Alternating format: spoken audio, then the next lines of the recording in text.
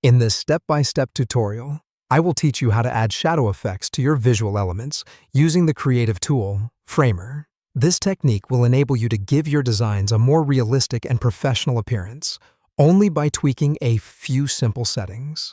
The first step is to choose the element you want to apply the shadow effect on. This could be an image, a text box, or any other object in your design that you feel could benefit from a bit of extra depth or visual interest.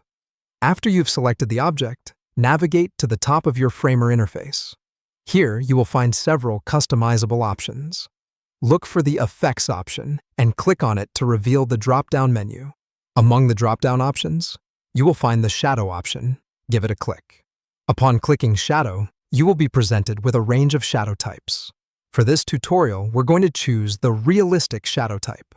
The realistic shadow type is chosen because it creates a more lifelike shadow, mimicking the way natural light falls and creates shadows.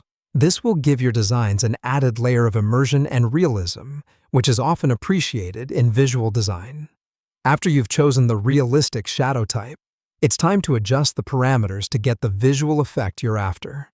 Adjusting these settings can drastically change the appearance of your shadow. So take your time experimenting with these until you achieve the desired result. Firstly, you'll see an option for diffusion. The diffusion parameter controls the elevation or spread of the shadow.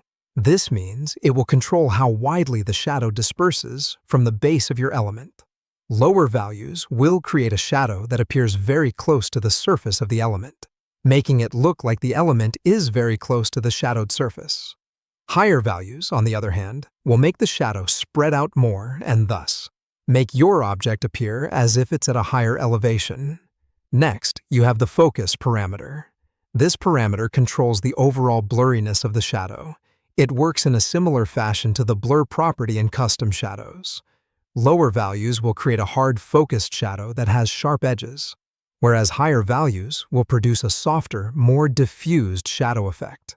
All these settings allow you to not just add shadow effects to your element, but to strategically control how they appear and how they enhance your overall design.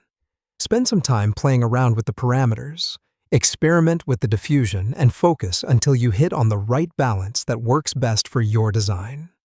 By following these easy steps, you have not only learned how to add shadows to your elements in Framer, but you have also gained insight into how to tweak those shadow effects to maximize their visual impact.